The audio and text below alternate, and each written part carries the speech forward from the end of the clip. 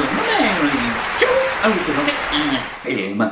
Et ce soir, nous allons vous présenter un des plus grands films de tous les temps. Un film réalisé par le maître du suspense. Un film avec une course-poursuite, avec un aéroplane au milieu de nulle part. Et un final qui se passe sur la tête de président. Et ce film, c'est quoi, mon cher Joe? Les Gardiens de la Galaxie! Les Gardiens de la Galaxie, Joe. Oui, les volume 2. Alors, est-ce que Les Gardiens de la Galaxie, volume 2, c'est un des plus grands films de tous les temps, Joe? Oui! Ça discute. Est-ce que Les Gardiens de la Galaxie, volume 2, c'est réalisé par le maître du suspense, mon cher Joe? Oui! C'est réalisé par James Gunn. Ah oui, James Gunn, c'est le maître du suspense. Oui, évidemment, le suspense, quand Drax, il plonge dans le corps de la créature interdimensionnelle. Oui, bon. Est-ce que dans Les Gardiens de la Galaxie, volume 2, il y a une poursuite avec un aéroplane au milieu de nulle part? Oh, c'est quoi cette scène, mon cher Joe? Continuez là, allons-y dans l'aura. Ouais. Parce que Nebula, c'est joué par qui? Bon. Néanmoins, il n'y a pas un final qui se passe sur la tête des présidents dans Les Gardiens de la Galaxie volume 2. Si, ça se voit dans la tête de Kurt Russell. Oui, à un moment, la tête de Kurt Russell, etc., là, quand ils sont au cœur de la planète. Mais Kurt Russell, il n'est pas le président dans Les Gardiens de la Galaxie volume 2. Et... non, ah bah tu vois, là, c'est pas ça, mon cher Joe. Là, c'est un autre film, un film des années 50. Hey, ce film, c'est quoi? La mort aux trousses.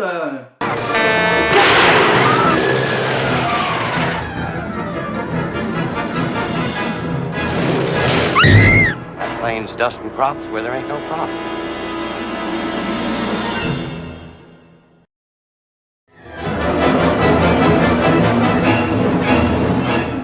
Là-dessus, mon cher Joe, est-ce qu'on peut replacer le film dans son contexte? Bon, alors, vas-y, Joe, nous t'écoutons pour le contexte. Le film prend directement la suite du premier volume. Le film prend la suite du premier volume. Bah, L'amour aux trousses, c'est pas la suite d'un autre film. C'est de l'amour aux trousses, moi. C'est dans Les Gardiens de la Galaxie volume 2. Mais, on parle de l'amour aux trousses, on parle pas des Gardiens de la Galaxie. J'ai pas compris. Oh, tu ne comprends pas grand-chose, hein, mon cher Joe. Bon, ouais. Donc, concernant la mort aux trousses d'Alfred Hitchcock, donc, et voilà, qu'est-ce que tu peux dire sur le contexte de ce film, mon cher Joe? Rien. Ah, rien. Ah bon? Est-ce que tu pourrais me donner un argument, mon cher Joe, pour dire qu'il n'y a rien à raconter là-dessus? Ah, c'est évident. Tous les films d'Alfred Hitchcock, c'est toujours les mêmes. Ah bon, d'accord. Oui. Ah bon, parce que toi tu vas me dire par exemple que les films de Marvel sont tous complètement différents. Bien sûr, ça n'a aucun rapport les uns avec les autres. Il y a d'abord plusieurs phases, plusieurs super-héros. Et en plus, dans chacun des films, il y a des héros qui font des caillots complètement différents. D'accord. Donc les films, effectivement, ont des intérêts très variés parce que en arrière-plan, des fois en figuration vous avez Spider-Man, ou des fois c'est Hulk, ou des fois c'est Iron Man, ou des fois c'est, j'en sais rien, moi, Spongeman. Spongeman, il existe pas. Oui, bon. Je viens de l'inventer, c'est pas une invention de Stanley. Mais bon, donc pour toi c'est complètement différent parce qu'à l'arrière-plan il y a des trucs qui se baladent qui sont pas forcément toujours les mêmes qu'on a vus dans le film d'avant. D'accord. Et alors que pour toi, Hitchcock, qu'est-ce que tu peux dire? Quand on a vu un seul film d'Hitchcock, on les a tous vus. D'accord, donc entre des films muets, des films parlants, des films britanniques, des films américains, des films en noir et blanc, des films en couleur, pour toi, tout ça, c'est toujours pareil. Oui. D'accord, bon. On verra ce qu'il en est quand on parlera de ce réalisateur, mon cher Joe. Bon. Ceci étant, bon, on va peut-être prendre le contexte de l'époque dans lequel a été tourné le film, puisque c'est un film de 1959, mon cher Joe. Bon. Alors qu'est-ce que tu peux dire sur les années 1950, mon cher Joe? C'est l'année bikini. C'est l'année bikini, oui. Donc c'est l'année du maillot de bain. Non, ce sont les années de la bombe atomique.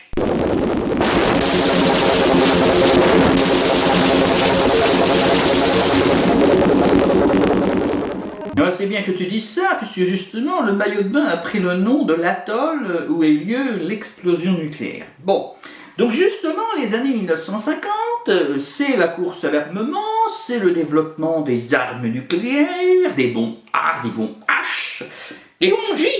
des bombes J. Oui, les bombes J. J comme Joe. Bref, et donc cette époque, c'est l'époque de la... Et C'est l'époque de la... C'est l'époque de la guerre froide. hein, c'est-à-dire que les gens, ils avaient vraiment leur ration chaude quand ils faisaient la guerre. Oui, dans les tranchées, ils ne faisaient pas chauffer les gamelles. Ils mangeaient froid. Non, ça ne veut pas dire ça, hein. C'est-à-dire que c'est un conflit larvé entre l'URSS et les États-Unis. Ah, ils se combattaient avec des larves. Non plus, non. Larvé, c'est-à-dire que c'est quelque chose qui est en attente, qui n'a pas encore lieu. Comme une larve, c'est un insecte en attente de reproduction. Oui, voilà, exactement. Bon, donc c'est effectivement une période de très forte tension sur le plan international. Et qui dit tension internationale dit... Joe, quand il y a des tensions internationales entre les pays, qu'est-ce qui se passe, mon cher Joe? Il y a les HL qui dit n'importe quoi. Oui, bon, ça, il n'y a pas besoin, effectivement, d'avoir des tensions internationales pour que le BHL raconte n'importe quoi. Non, non, c'est pas dans ce sens-là. C'est-à-dire que les États, ils font de l'espionnage, mon cher Joe. Oui, voilà. Donc, c'est espionnage, contre-espionnage. C'est les agents doubles, les agents triples, Les agents quadruples. oui, aussi, effectivement. On va effectivement faire des infiltrations, etc. On va récupérer des informations. Qu'est-ce qu'on peut faire aussi? On peut empoisonner les gens. Oui, c'est ça. On peut aussi les tuer, effectivement, avec du poison ou avec autre chose. Bref, enfin voilà, hein, c'est tout ce qui est espionnage, patati patata. Bon, donc les années 50, c'est ça. Hein, voilà. Bon. Et c'est aussi ça au cinéma, mon cher Joe. Et non.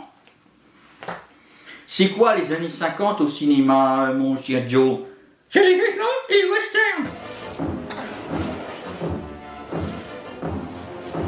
Néanmoins, les 40, 50 et puis 60 va se développer au cinéma le genre espionnage, mon cher Joe.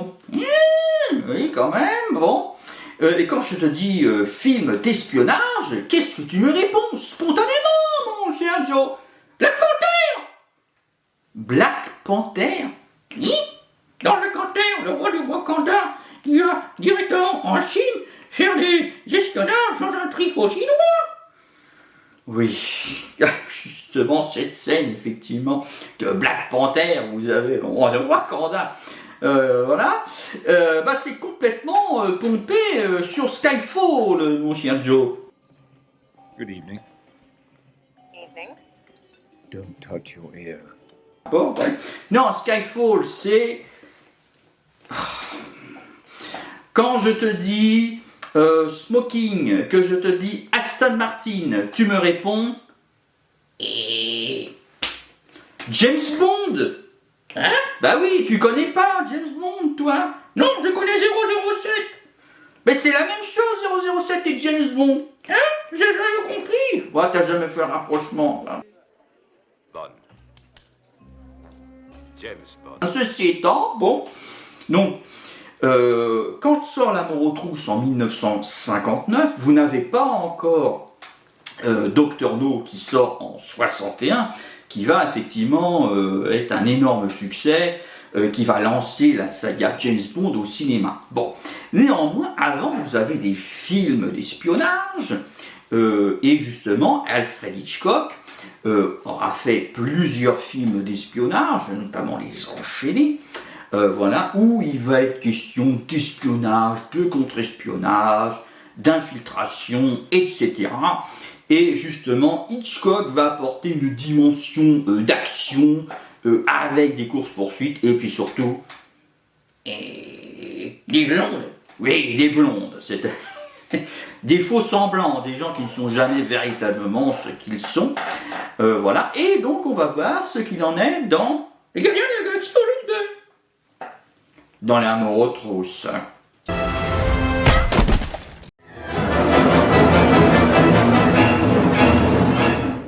Là-dessus, mon cher Joe, mais que raconte ce film? Alors, est-ce que tu pourrais nous faire le pitch du film? Vas-y, Joe, t'écoutons. C'est l'histoire d'une bande de mercenaires de l'espace.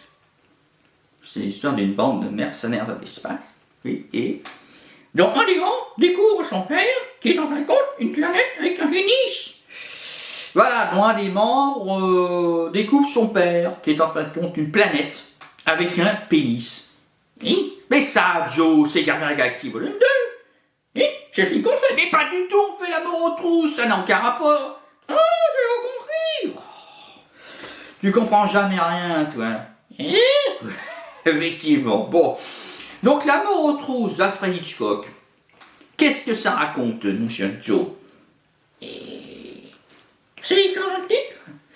Oui, c'est l'histoire d'un type, oui, effectivement, ça commence bien. Et il arrive quoi, ce type-là, mon cher Joe? C'est un film d'Hitchcock. Oui, Donc, c'est toujours pareil. oui, Donc, ça raconte quoi, l'amour aux trousses? c'est l'histoire d'un type qui écrit pour quelqu'un d'autre et qui poursuit dans les champs. Voilà, exactement, bon, en gros. Bon, là-dessus, mon cher Joe, comment commence le film? Il y a un monstre interdimensionnel qui apparaît sur une planète.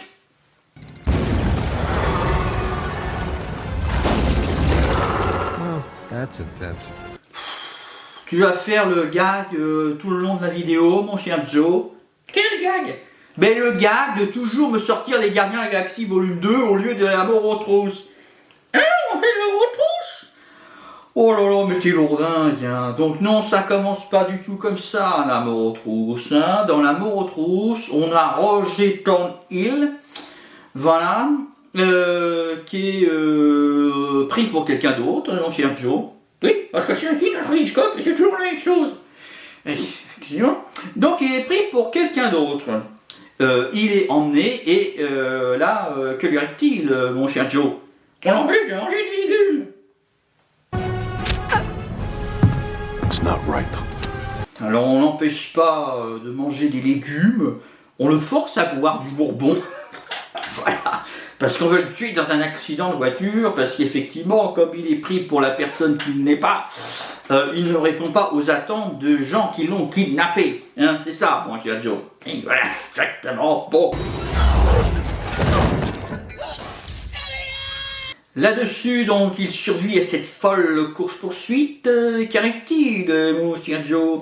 Il raconte son histoire. Voilà. Et quand il raconte son histoire, qu'est-ce qui se passe, mon cher Joe? On le croit pas. Voilà. Et pourquoi on le croit pas?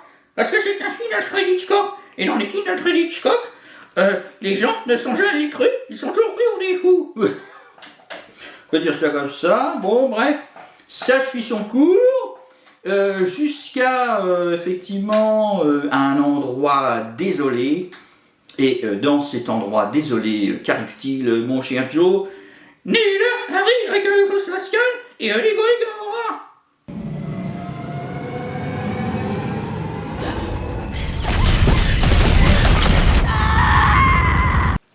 C'est pas tout à fait ça, mais presque. Ça suit son cours jusqu'à rideau, rideau.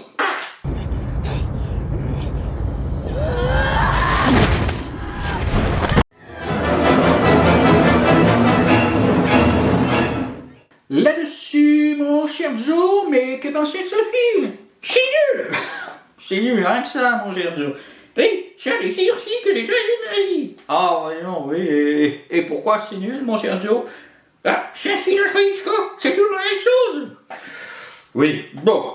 Ceci étant, donc, on va voir comment le film fonctionne, composante par composante, et en commençant par le scénario. Bon, alors, qui a écrit le scénario de La Mort aux trousses, ou en version originale, North by Northwest, mon cher Joe? Et que le titre est complètement débile. Chacun son avis. Et donc, le scénariste, c'est qui, mon cher Joe? Et... C'est un grand scénariste. Eric Sauveur et Christophe Kena. Oui, alors déjà, ceux-là, ils sont deux. Hein. Ils ont écrit Jumanji, Bienvenue dans l'argent et Next Level, Spider-Man, From Home, Far Home, je sais pas quoi, là. No Way Home, aussi. Et Ant-Man et la Guêpe. Oui, ce sont les plus grands scénaristes de tout le temps. Oui, si on veut. Bon. Mais en tout cas, là, c'est pas eux qui ont écrit ce film-là dans les années 50. Hein? Non, c'est un des plus grands scénaristes de tout le temps, hein, mon cher Joe. Et c'est qui? Et... Ernest Lehman. Je connais pas celui-là. Bref. Donc Ernest Lehman, il a quand même été nommé 6 fois à l'Oscar. Bon, il a jamais eu la statuette, mon cher Joe. Ah, ça c'est parce qu'il est trop nul. Enfin, en tout cas, en 2001, l'Académie des Oscars lui a remis un Oscar d'honneur. C'est d'ailleurs le premier scénariste à avoir reçu un Oscar d'honneur pour l'ensemble de sa carrière, mon cher Joe. Ladies and gentlemen, Mr. Ernest Lehman.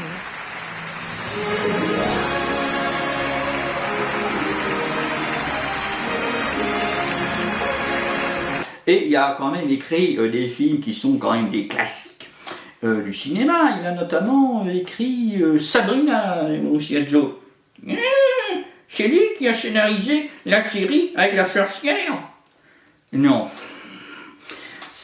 C'est pas lui qui a fait la série Sabrina avec le chat en plastique. Non, pas du tout. Sabrina, c'est une comédie romantique, ça n'a qu'un rapport. Il a écrit également la comédie musicale Le Roi et moi, avec Yul Brynner dans le rôle du roi de Siam et une actrice écossaise dans le rôle de la gouvernante.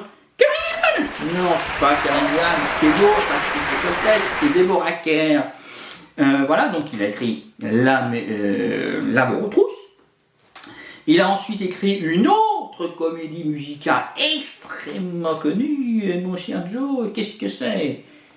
Et qui se passe à New York, là, où il se court après sur un terrain de basket, là. Le journal à New York. Enfin, c'est West Side Story. Il a fait aussi une autre comédie musicale que tu adores, mon cher Joe, qui se passe dans la montagne autrichienne avec quelqu'un qui tourne comme ça dans la prairie. Et c'est quoi ce film, mon cher Joe? La mélodie du honneur.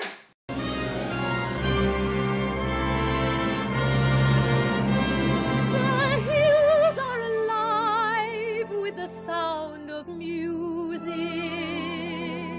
Il a aussi écrit Qui a peur de Virginia Woolf? Ah, il a fait un film d'horreur avec des loups-garous. Pas vraiment, non, mais bon, si on regarde la prestation listée lors d'en suivre, ça peut être un film d'horreur, effectivement. Voilà, et puis son dernier script, c'est le script du dernier film d'Alfred Hitchcock, c'est Complot de famille. George, what's the big hurry? Là-dessus, mon cher Joe, qu'est-ce que tu penses du script? Il est complètement nul. Oui, et pourquoi il est complètement nul? J'ai rien compris du tout à l'histoire.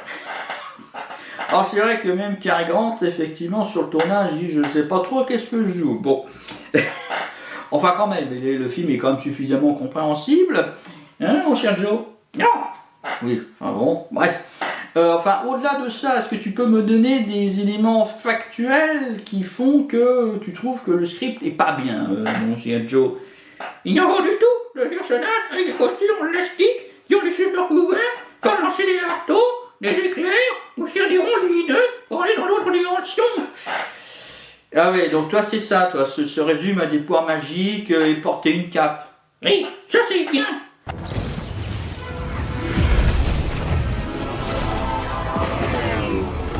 Enfin, ces éléments superficiels mis à part, liés au genre auquel n'appartient pas le film, qu'est-ce que tu peux dire sur le récit vectoriel, la focalisation restreinte de la mort aux trousses, mon cher Joe? Oui, J'ai rien compris de ce qu'il a dit. Ah, récit vectoriel à focalisation restreinte, mon cher Joe? Oui, bah c'est un récit pur, c'est-à-dire qu'effectivement, c'est vectoriel, donc on va d'un point A à un point B, on ne fait pas de retour en arrière, et on est à focalisation restreinte, c'est-à-dire qu'on suit principalement, voire uniquement, un seul et même personnage, mon cher Joe. Oui, voilà, effectivement. Donc c'est différent, par exemple, des Gardiens de la Galaxie volume 2, où on suit d'un côté Star-Lord, Gamora et Drax qui sont sur la planète Ego, et puis de l'autre côté, il y a Nebula et Rocket. Oui, ça c'est génial. Oui, c'est génial, c'est un autre type de récit, là c'est pas ça. Bon. Voilà, puis vous avez les films, les retours en arrière, machin, etc. Là c'est pas ça, voilà. Donc on est dans un récit pur, où les choses s'enchaînent, on est dans la chute des dominos, mon cher Joe. Il joue pas du tout domino dans le film. Non, mais c'est une expression, la chute des dominos. Tu prends un domino qui tombe, le deuxième tombe, qui fait tomber le troisième, patati patata. Oui, voilà, effectivement. Là-dedans, effectivement, les choses ne sont pas dues au hasard, et donc ce type de récit, on ne peut pas avoir un truc qui arrive et... Oh bah c'est comme ça parce que ça nous arrange, hein, comme dans plein de films, mon cher Joe. Et là c'est comme ça. Ah bah non, là justement c'est pas du tout comme ça, puisque le script de Ernest Lehman est très brillant, et brillant donc sur plusieurs points. My name is Thornhill. Roger Thornhill. There's never been anything else. Of course. Ici, alors déjà, vous avez évidemment énormément de péripéties, mon cher Joe. Non, c'est un film qui est très mou.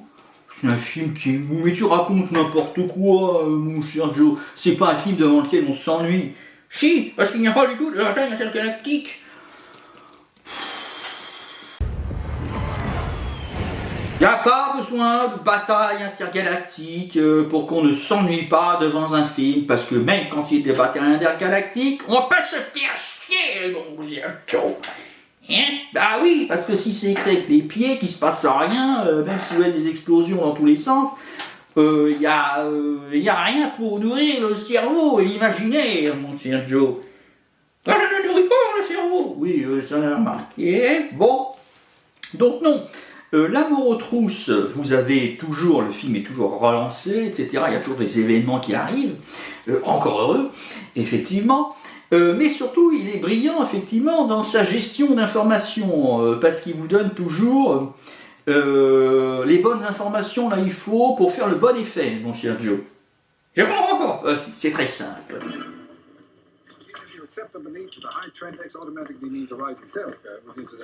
La première scène de dialogue avec la secrétaire, vous avez toutes les informations qui vont caractériser le personnage.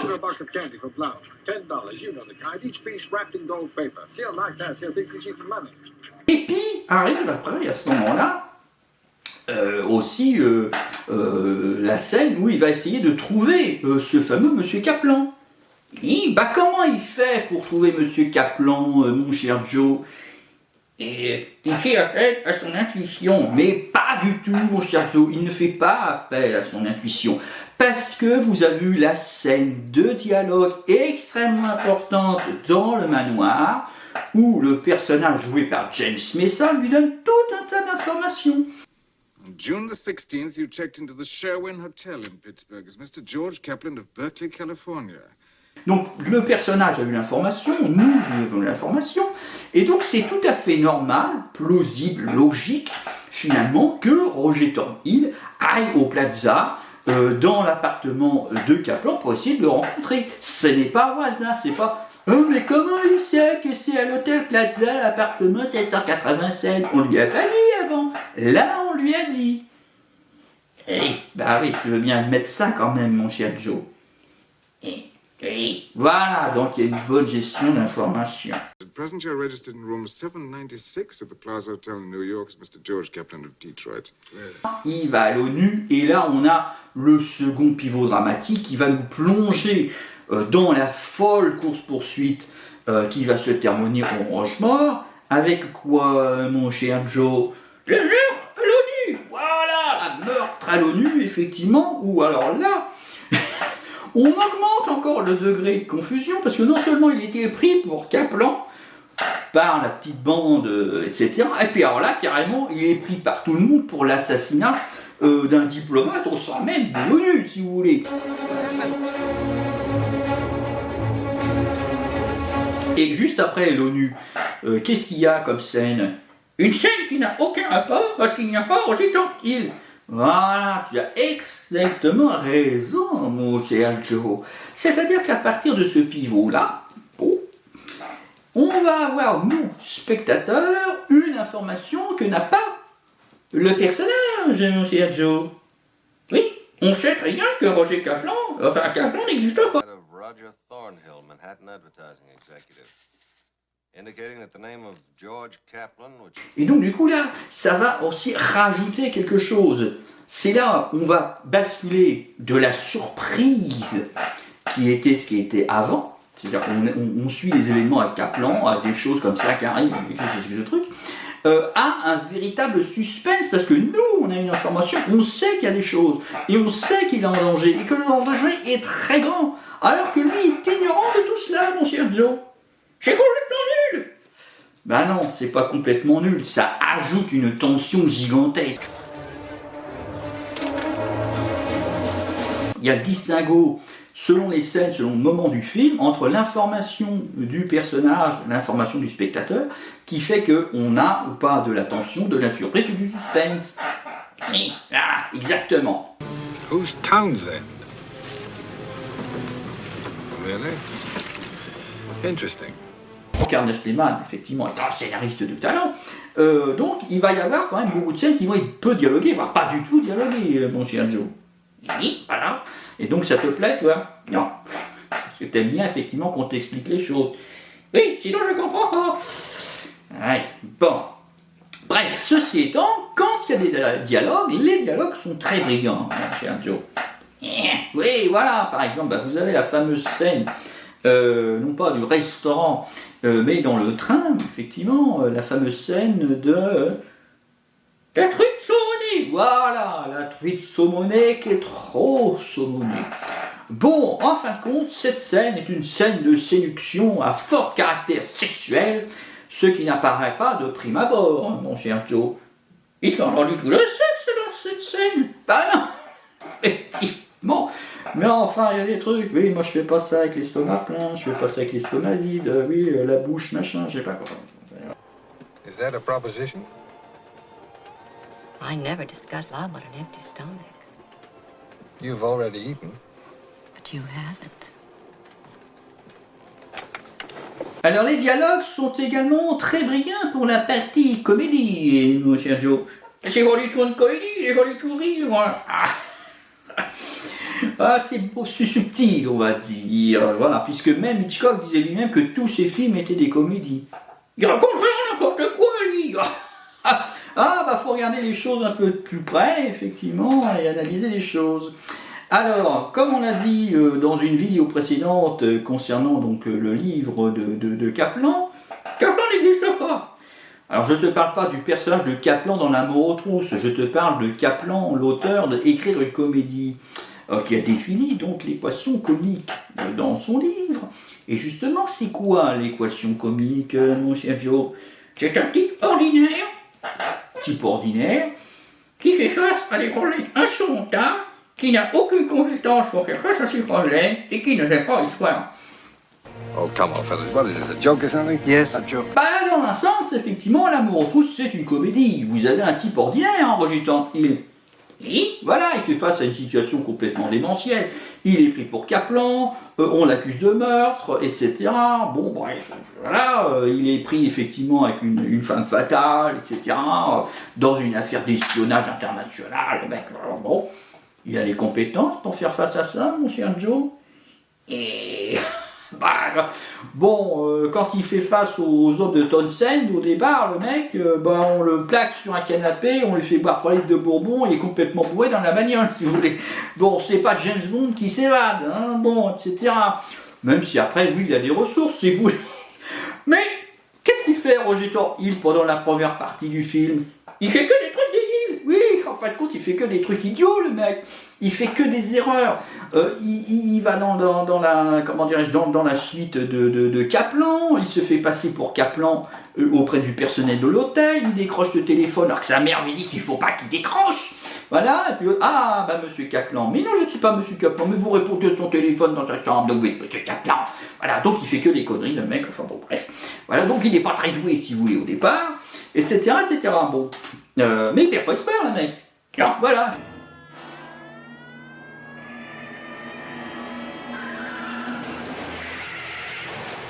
Dans ce sens-là, L'amour rousse peut être vu comme de la comédie. Et puis, effectivement, le personnage de Roger Hill, est-ce que c'est un héros au sens vrai du terme, mon cher Joe? Non, il est de super courant. Je ne te parle pas de super-héros, Joe, je te parle de héros, c'est-à-dire un personnage qui a des qualités merveilleuses, etc., auquel on veut s'identifier. Oh, moi, j'aimerais être ce personnage dans la vraie vie. Est-ce qu'on dit ça de Roger Hill? Non, c'est Roger Hill, il est complètement con. Oui, effectivement, on n'a pas forcément envie de s'identifier à Roger Hill, on ne dit pas. Alors autant, effectivement, Roger Hill qui est joué par Cary Grant, on disait Cary Grant, c'est l'homme que tout le monde veut être. Voilà, même Cary Grant voudrait être Cary Grant. Bon, est-ce que tout le monde voudrait être Roger Hill? Non, voilà, exactement. Donc c'est pas un héros de pur drame, si vous voulez, vous voyez. Donc c'est là où effectivement le film nage entre deux eaux.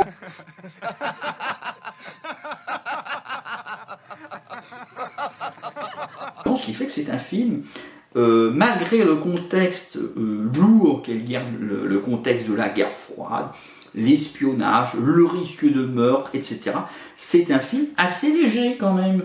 Oui, et il y a pas de blague. Ah non, il n'y a pas de blague pourrie, effectivement, hein, qui désamorce les scènes, parce que c'est pas un film Marvel, tout simplement, c'est Hitchcock. Yeah, I was talking about like a pretty necklace.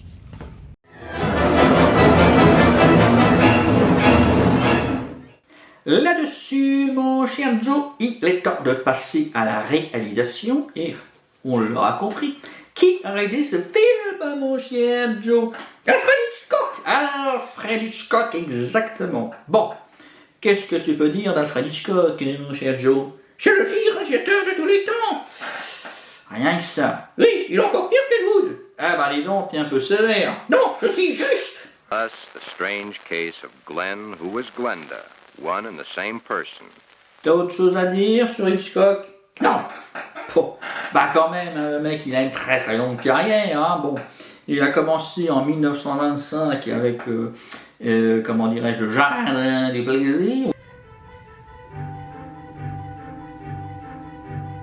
En 1929, il fait son premier long métrage parlant avec chantage. Donc il a une première carrière britannique.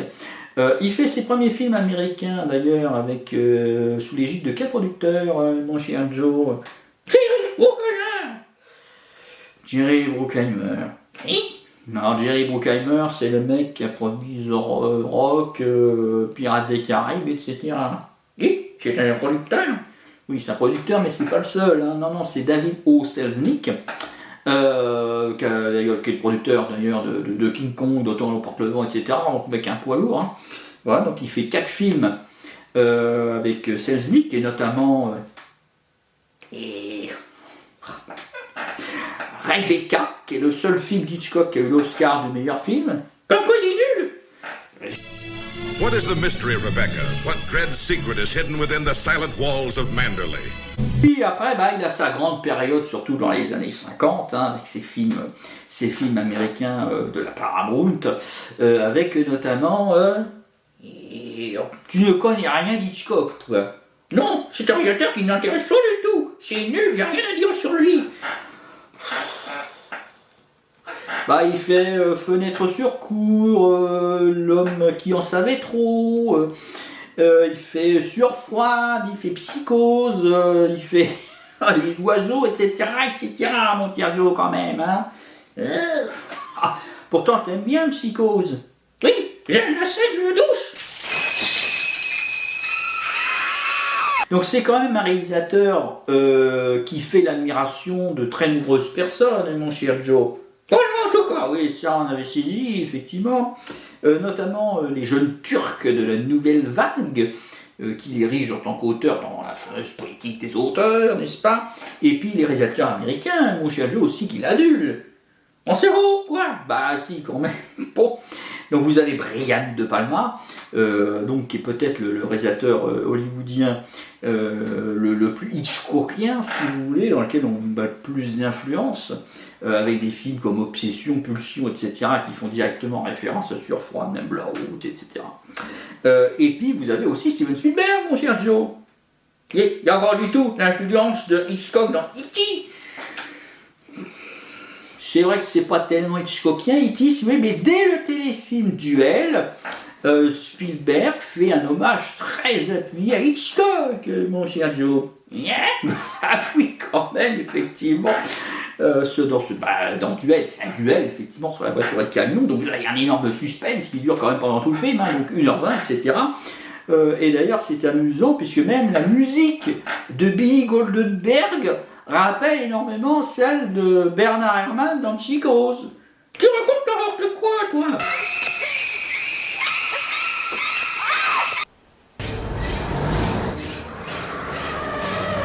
Alors, Hitchcock est un réalisateur qui est quand même très réputé pour son sens du découpage technique, mon cher Joe. Non, c'est faux. Son film est plein de plans qui servent à rien, qui sont totalement inutiles.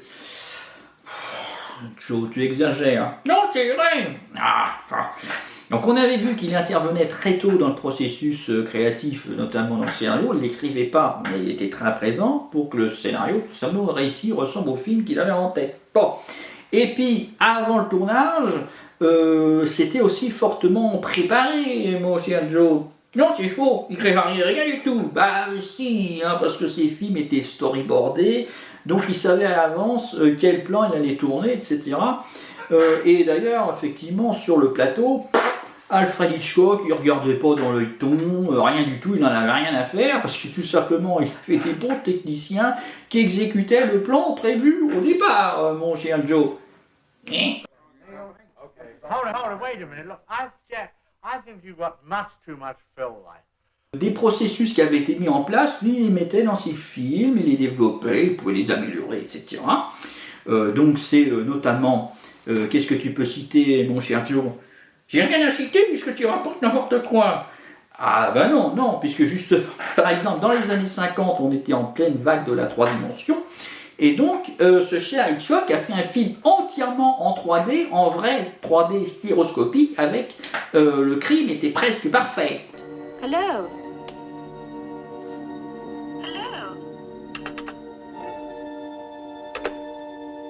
Hello. Donc s'il a un sens du découpage très aigu, Alfred Hitchcock peut aussi faire un film entièrement en plan séquence, comme La Corde. He knows.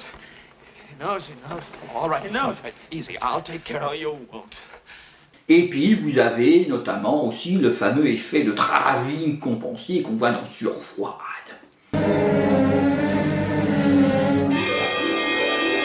C'est même le mec qui est capable de faire un remake de son propre film pour améliorer le film de départ dont il n'était pas content avec L'homme qui en savait trop.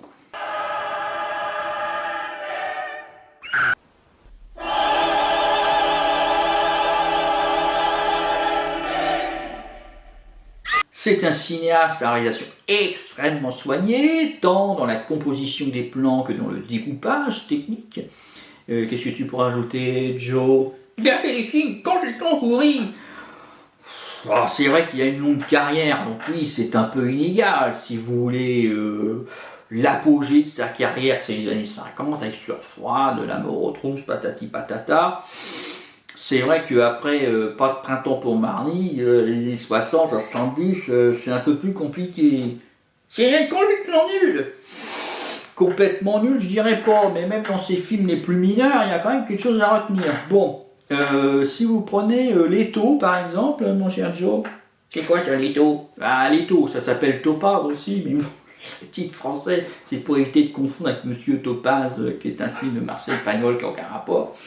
Donc dans ce film d'espionnage, effectivement, mou du genou, pas très compréhensible, bon, qui est un peu franchement pépère.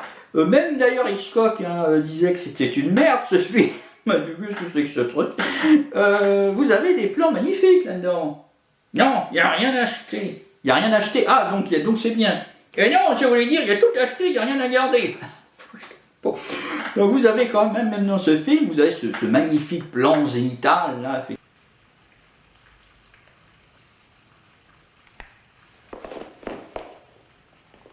Vous avez donc des thématiques récurrentes. Bon, qu'est-ce que tu peux citer comme thématique récurrente, mon cher Joe, chez Alfred Hitchcock? Le faux coupable. Voilà, exactement. Hein, c'est toujours l'homme ordinaire qui est en fin de compte innocent, qui est toujours inculpé d'un truc qu'il n'a pas fait. Bon, c'est assez régulier dans son cinéma. Hein, c'est le cas effectivement dans L'amour aux trousses. C'est le cas également dans 5e colonne, qui est très proche finalement de L'amour aux trousses.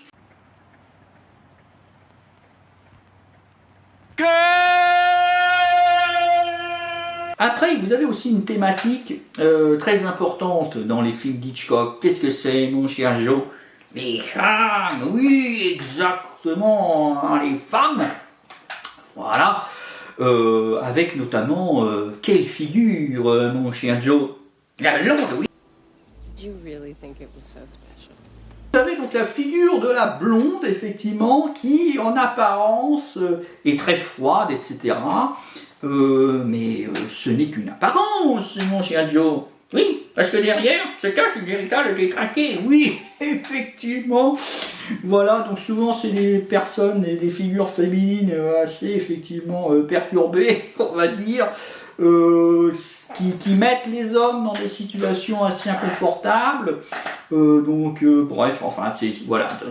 Souvent la femme, c'est un problème pour l'homme chez Hitchcock. Oui, c'est un cinéaste, c'est misogyne.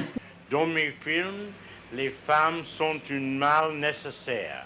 Même si des fois il peut se marier, hein, comme c'est dans le cas de L'amour aux trousses. Et voilà, avec notamment un dernier plan, qui est d'ailleurs un plan très subjectif, enfin pas au sens propre du terme, mais un plan suggérant effectivement le coït. Parmi les femmes, outre les maîtresses, épouses, etc., vous avez une autre figure féminine assez récurrente chez Hitchcock, mon chien Joe, qu'est-ce que c'est? Et la mère, oui, voilà, hein, la figure maternelle est assez présente chez Hitchcock, elle est justement présente, effectivement, dans L'amour aux trousses, puis elle est surtout, effectivement, présente, la figure elle-même, hein, pas la mère, dans Psychose. Bon. Qu'est-ce qu'on peut dire d'ailleurs des mères chez Hitchcock, mon cher Joe? Ce sont des Castafiore.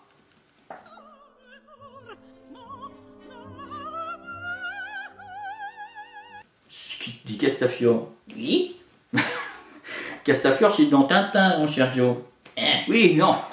Ce sont des castratrices, hein, voilà, souvent elles causent beaucoup de problèmes à leurs petits garçons. Voilà, donc c'est le cas évidemment dans Psychose, on voit que Norman Bates, effectivement, ça lui a pas réussi, la relation toxique avec sa maman. They're probably watching me. Dans L'amour aux trousses, c'est pareil, parce que Roger Tanquil, qu'est-ce que c'est dans ce film? C'est un petit garçon, voilà, un petit garçon immature, hein, voilà. Et d'ailleurs, effectivement, ce qu'on peut dire à la fois sur la thématique du faux coupable et sur la thématique féminine, qu'est-ce qu'on peut dire de L'amour aux trousses, mon cher Joe? Rien. Ah bah je dirais que c'est un film somme, si vous voulez, de Hitchcockien, si vous voulez, puisque vous avez la mécanique du faux coupable en termes de récit. Vous avez la blonde tentatrice, qui d'ailleurs s'appelle comment, mon cher Joe? Ève. Voilà, Ève, bah quand même, hein. Dans la Bible, Ève, c'est certes la première femme, c'est surtout celle qui cause des problèmes à Adam. Et voilà, qui lui fait découvrir le fruit défendu et qui cause tous les problèmes, dit oui. I'm sorry. My fault. Sorry. Et puis, bah, vous avez aussi le personnage de la mère hein, dans La mort aux trousses, effectivement, qui rabaisse tout le temps Roger Thornhill. Alors, messieurs, vous essayez réellement de tuer mon grand garçon? On le traite tout comme un petit garçon de mature, si vous voyez. Donc vous avez ça là-dedans hein, aussi. Donc, avec et le suspense, le faux coupable, les figures féminines patati patata, on va dire que La mort aux trousses, c'est un film somme pour Hitchcock. Je suis un homme heureux quand je ne fais pas de cinéma. En dehors de ces aspects très généraux sur Alfred Hitchcock, mon cher Joe, qu'est-ce que tu peux dire spécifiquement de sa réalisation sur La mort aux trousses? Rien. Rien à dire en termes de découpage, de cadrage, etc. Non, c'est nul. Vous avez le sens du cadrage, etc. Voilà, on montre des choses, on les cache. Vous avez ça par exemple quand justement le pivot dramatique, effectivement quand il est pris pour Kaplan la première fois, vous avez la main comme ça qui rentre dans le champ qui va l'arrêter. What's that supposed to be? Bon, et là ça commence l'intrigue. Donc tout simple, hein, voilà.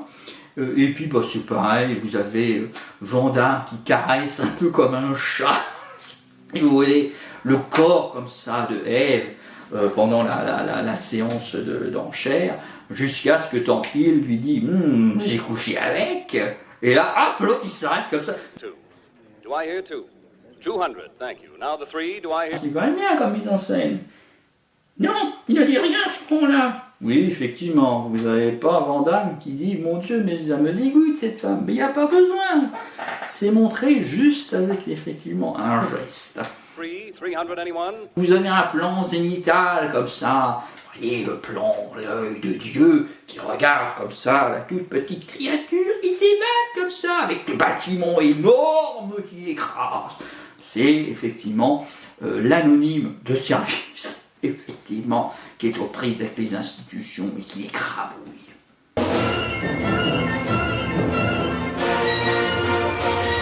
Vous avez là quand même la séquence de l'avion, mon cher Joe. C'est les Canadiens. Non, c'est pas les Gardiens de la Galaxie, effectivement, même si c'est une séquence dont James Gunn, effectivement, en hommage dans Les Gardiens de la Galaxie volume 2.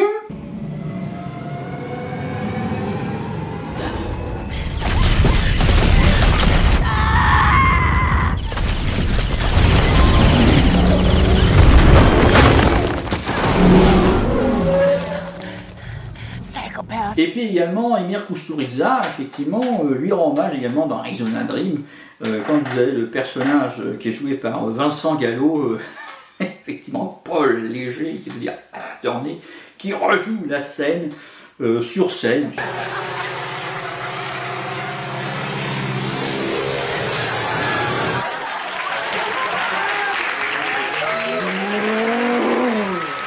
Bref, ceci étant, dans la scène de l'avion, Hitchcock montre sa très grande maîtrise, mon cher Joe. Ah, bah si, alors déjà, effectivement, il vous fait du truc complètement inattendu. C'est-à-dire, autant dans les séquences précédentes, on voyait le personnage qui était aux prises avec un décor plutôt chargé quand même, mon cher Joe.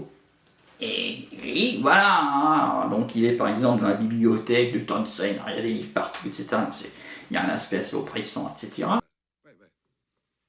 Did you call me Kaplan?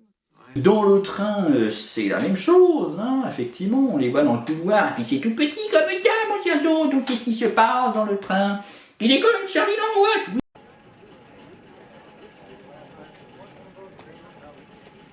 Une symbolique de l'histoire, vous voyez, il est comprimé par les événements, par les institutions, etc. Donc il est aussi comprimé visuellement dans le décor. Et puis là, on passe sur un truc complètement horizontal qui n'a aucun rapport. Une grande partie silencieuse avec un découpage, voilà, toujours effectivement, c'est complètement centré sur le personnage, c'est on voit, donc lui il regarde, on voit ce qu'il voit. Et alors là, vous avez après l'avion qui s'approche. Et puis plus l'avion est proche, vous avez les plans sur Thorn Hill qui sont plus serrés. Et après on passe sur l'autre face qui est la poursuite en soi, mon cher Joe. Et... on est une fois à la place effectivement de Roger Thorn Hill parce qu'on a on voit ce qu'il voit, ou des fois on est à côté de lui mais on est avec lui, on est très proche si vous voulez, mon cher Joe. Et voilà, donc ça crée une proximité et beaucoup plus, si vous voulez, de suspense et d'angoisse, etc. chez le spectateur que par exemple la scène qui est assez similaire dans Bon baiser de Russie. Hein.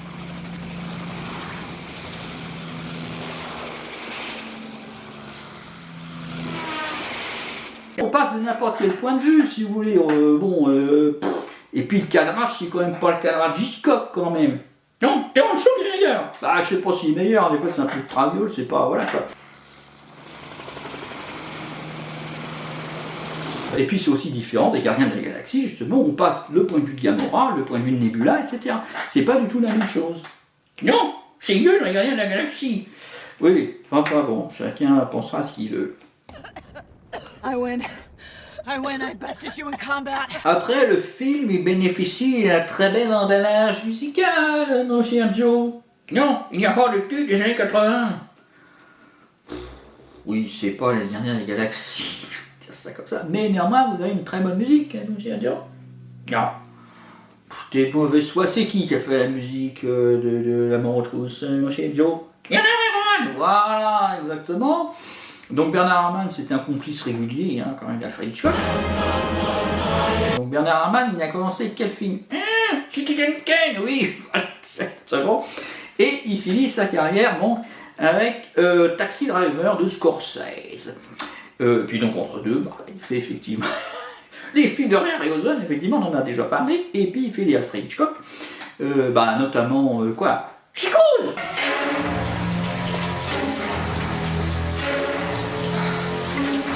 Et puis il fait certainement la meilleure BO de tous les temps avec Sur Froide. Et puis là, du coup, pour L'amour aux trousses, comment elle est la musique? C'est le seul point positif du film. Ah, ok, quel méchant, Joe. Ah oui, non. Bah c'est un point positif, effectivement, hein. T'as pas du tout aimé le reste du film. Ah, ouais, t'as bien aimé la magie. Oui. Voilà, effectivement, Bernard Herrmann, il fait une proposition à la main, on reste sans voix devant de tels mots.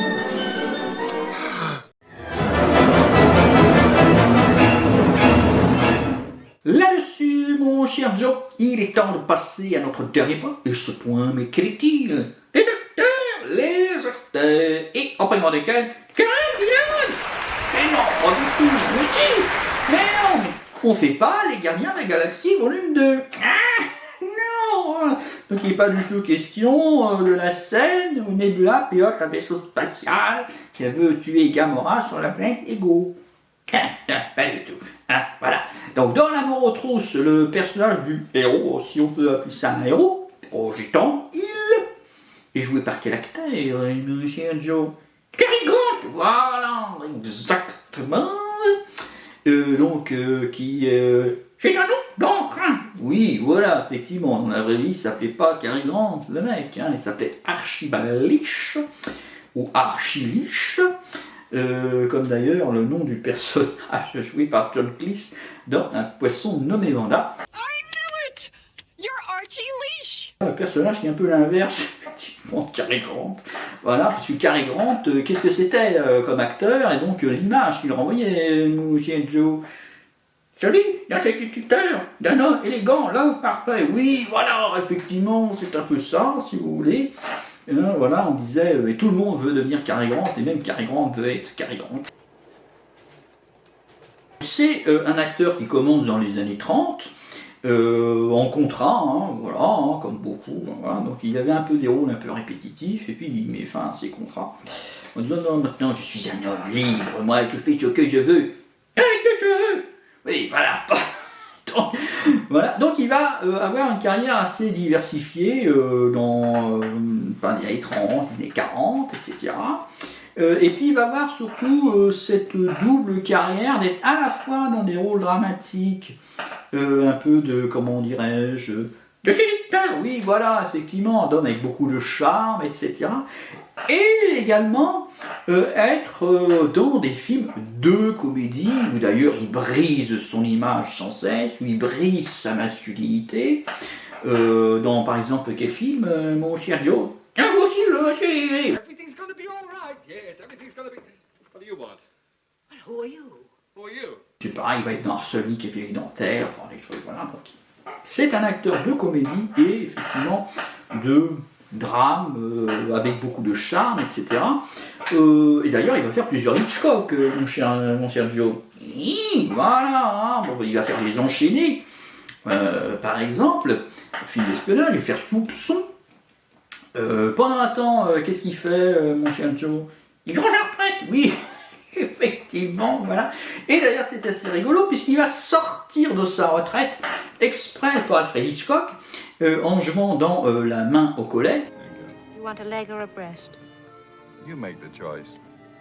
Et puis aussi, donc, dans L'amour aux trousses, qui est le dernier film pour lequel il va jouer pour Hitchcock.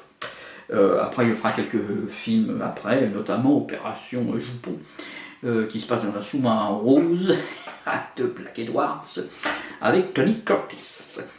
Alors, sur L'amour aux trousses, qu'est-ce que tu peux dire de Cary Grant, mon cher Joe? C'est une des pires prestations de sa carrière.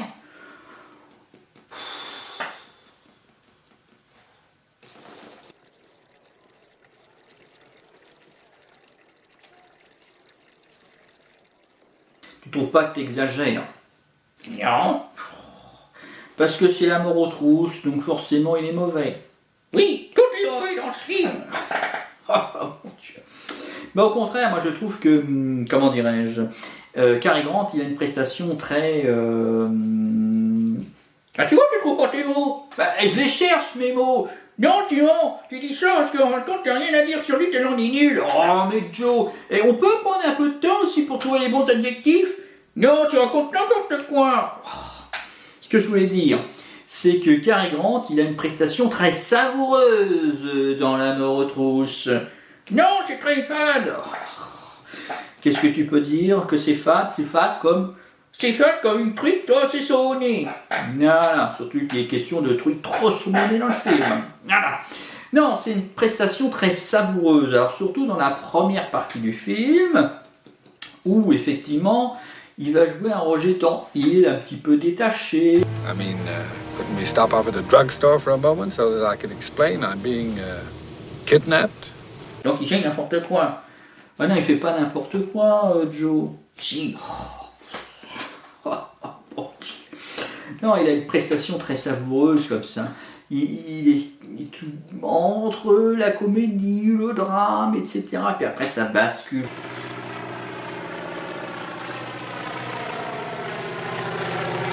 Mais tout en jouant effectivement de son charme, notamment quand il arrive à Marie-Sainte dans le train, etc. Quand même, mon cher Joe. Bien. Chacun jugera.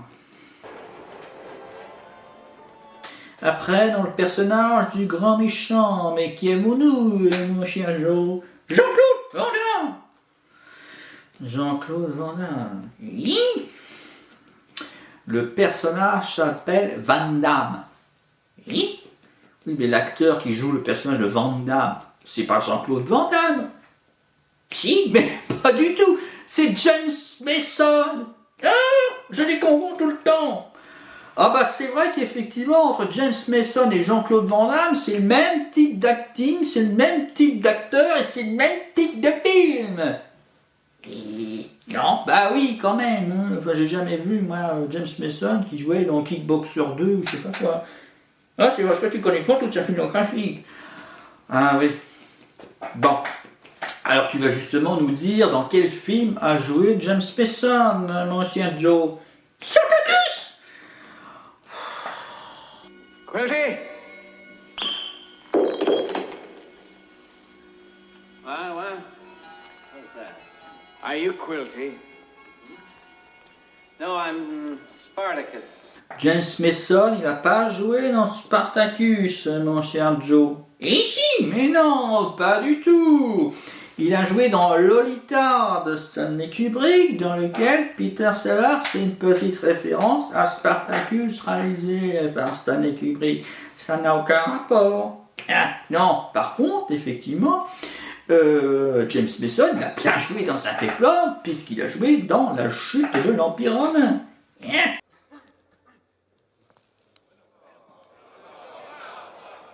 Alors James Mason, il a une carrière effectivement gigantesque.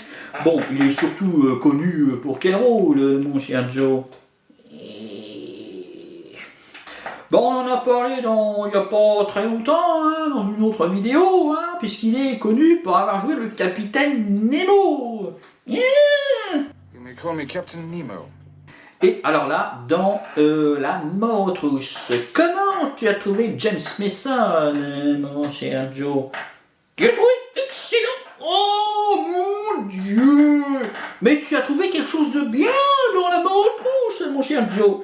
Oui, parce que James Mason, c'est le méchant, et le méchant est toujours rien. Oui, effectivement, ça c'est un point que mettait en avant effectivement Hitchcock. Il disait plus le méchant réussit, plus le film est réussi.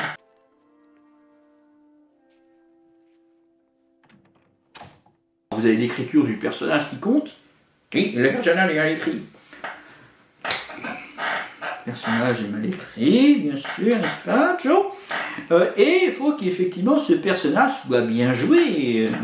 Oui, James Mason joue bien. Voilà, effectivement. Malgré qu'il ne soit pas aidé dans le scénario.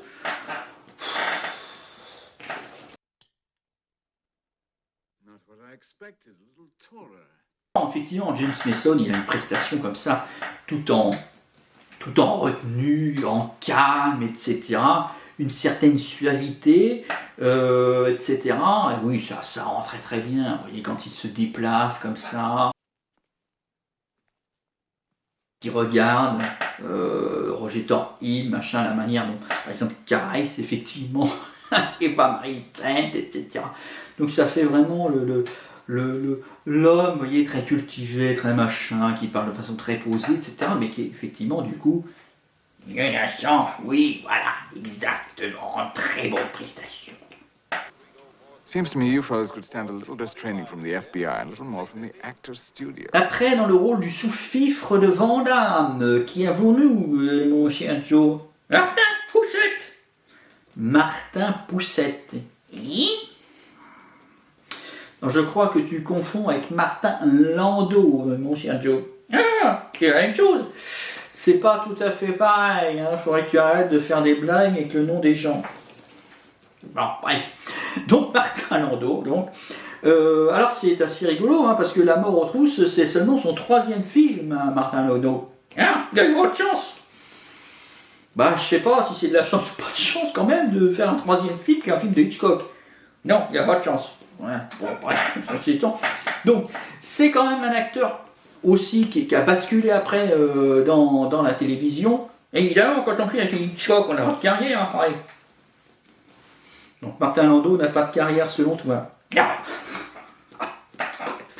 Donc, Martin Landau donc, a basculé dans la télévision, notamment avec Mission Impossible, Cosmos 1999, etc. Bon. Et puis après, il est revenu au cinéma, mon cher Joe. Oui, voilà, effectivement. Bon. Donc dans un certain nombre de films, notamment il a joué dans Tucker de Coppola.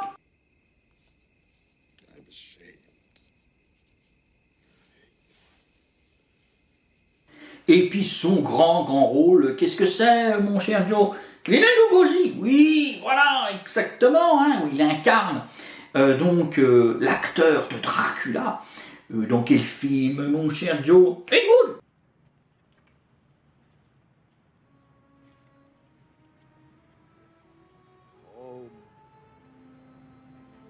I have no home. Haunted, despised, living like an animal. The jungle is my home. But I shall show the world that I can be its master. I shall perfect my own race of people. A race of atomic supermen. that will conquer the world. Qui lui vaudra d'ailleurs un Oscar. And the Oscar goes to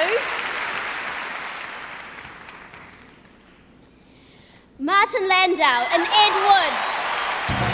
Tu l'as trouvé comment, Martin Landau, dans La mort aux trousses, mon cher Joe? Étonnant, terrifiant. Ah bah rien que ça. Oui. D'ailleurs, c'est assez rigolo à souligner. C'est un accord entre Martin Landau et Alfred Hitchcock. Le personnage, donc, est gay dans le film. Hein? Oh, du tout. Si. Mais non, du tout. Il est pas du tout joyeux. Ah non, mais... Non, il n'est pas gay dans le sens joyeux, mon cher Joe. Il est gay dans quel sens? Il est gay dans le sens il est homosexuel. Il y a juste, dans le scénario, juste une toute petite allusion qui est en fin de film, où le personnage parle de son intuition féminine. Voilà, c'est tout. Mais ça rajoute une dimension à son jeu, puisqu'elle a intégré ça dans le jeu, quand il faisait son personnage, mon cher Joe. Il se pose aussi de certaines manières, etc. Et puis, il pose quoi aussi, mon cher Joe? Le regard, voilà, il pose le regard comme ça.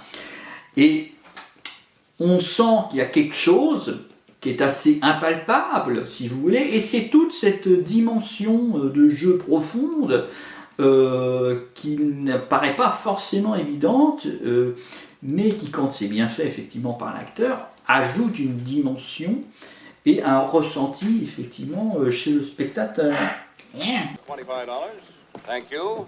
$3.75. Ça donne une excellente prestation de Martin Landau. Après, le personnage de la blonde Hitchcockienne est joué par qui, mon cher Joe? Eva Marie Saint. Voilà, exactement. Bon, ça tombe bien, son personnage s'appelle Eve dans le film. Bon, comme ça, c'est pas trop dur à s'appeler, c'est son prénom. Voilà. Donc, Eva Marie Saint, elle a une carrière importante en termes de qualité de film. Elle n'a pas pour autant une carrière gigantissime en nombre de films, mon cher Joe. Non, voilà. Mais c'est quand même une grande actrice qui a été oscarisée pour quel film, mon cher Joe? Sur les quais. Voilà, effectivement, avec Marlon Brando. Donc, vous voyez, ça met le niveau de jeu quand même de l'actrice, parce qu'on la récompense alors qu'elle joue avec Marlon Brando quand même. You like beer? I don't know. Et dans La mort aux trousses, mon cher Joe, comment tu l'as trouvé? Blonde. Oui, ça, effectivement, elle est blonde, effectivement. Bon, comme pouvait l'être Keith Novak ou Grace Kelly, hein, bon, ou Tippi Hedren. Donc, ceci étant, donc oui, Eva Marie Saint, là, une prestation, c'est, oui, le feu sous la glace, typique, effectivement, de la blonde Hitchcockienne, comme ça. Mais elle joue d'une certaine sensualité. C'est subtil quand même, hein, mon cher Joe. Oui, c'est pas la d'Adèle. Ah oui. Thank you. It's quite all right. 7 parking tickets. Oh. C'est pas le même genre de truc, mais c'est pas le même film non plus, hein, c'est pas le même genre de réalisateur. Hein. Oui, voilà. Bon. Donc oui, c'est subtil, etc. Voilà. C'est la femme en apparence un peu effacée, mais qui... Voilà, hein, donc on va dire une prestation discrète et subtile de la part d'Eva Marie Saint.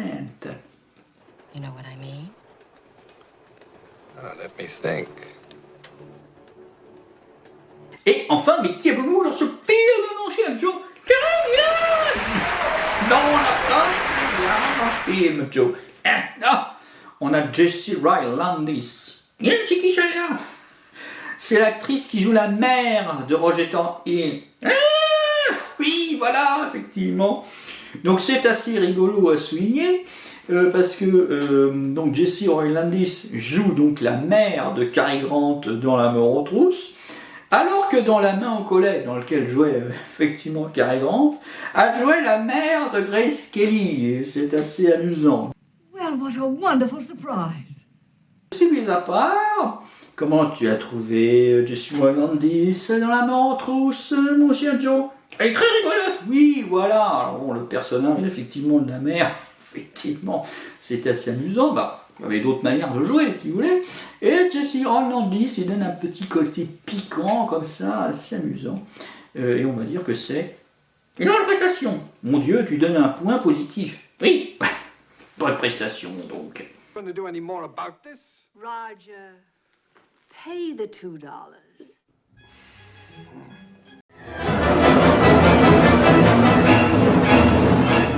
Sur ce, mon cher Joe, il est temps de passer à une conclusion synthétique de notre présentation de La mort aux trousses d'Alfred Hitchcock.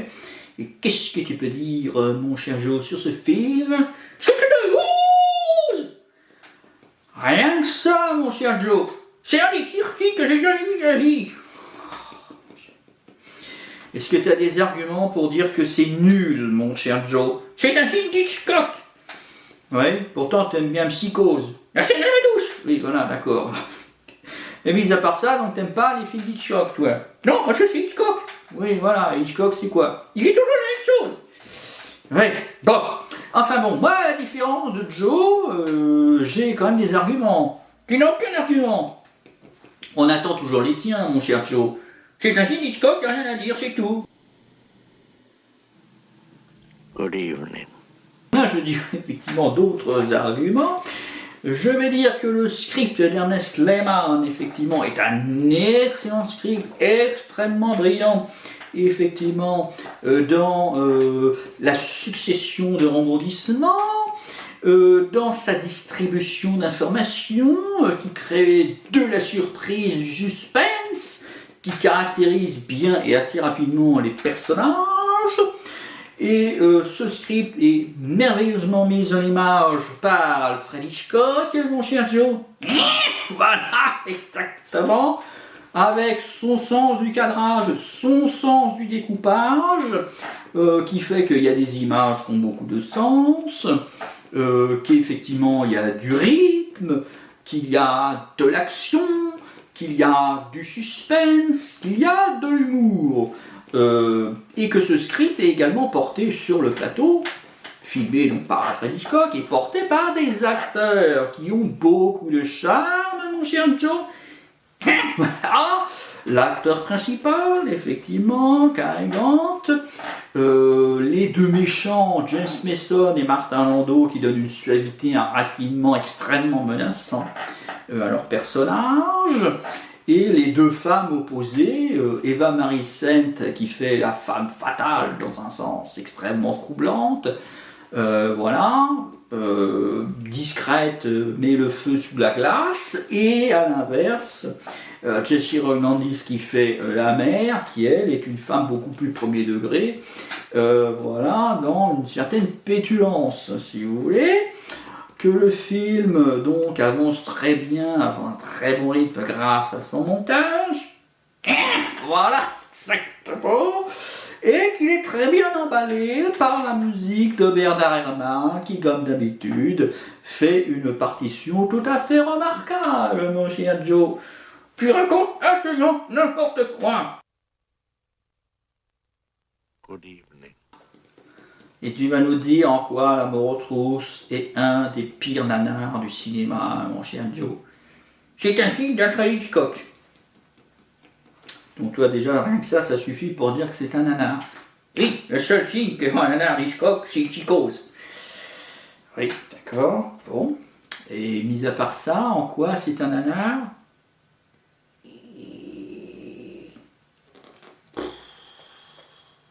C'est un film des années 50. Ah oui, donc c'est un film des années 50, donc c'est nul. Oui. Mais pourquoi c'est nul? Et voilà. T'as aucun argument, Joe, à faire valoir pour dire qu'un film est nul. Faut défendre un peu, effectivement, son point de vue, mon cher Joe. Faut dire pourquoi c'est nul ou pourquoi c'est pas bien. Il n'y a pas besoin de le dire. C'est nul ici, c'est tout.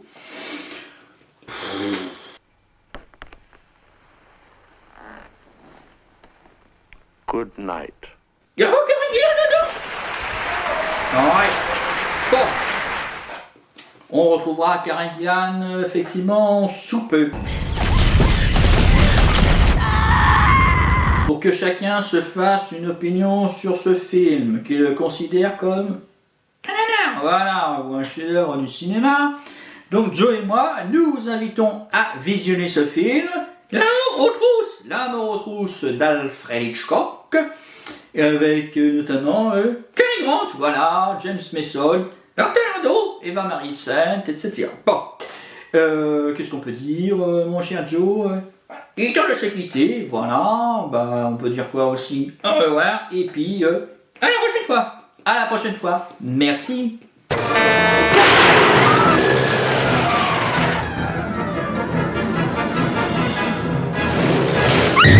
That plane's dusting crops where there ain't no crop.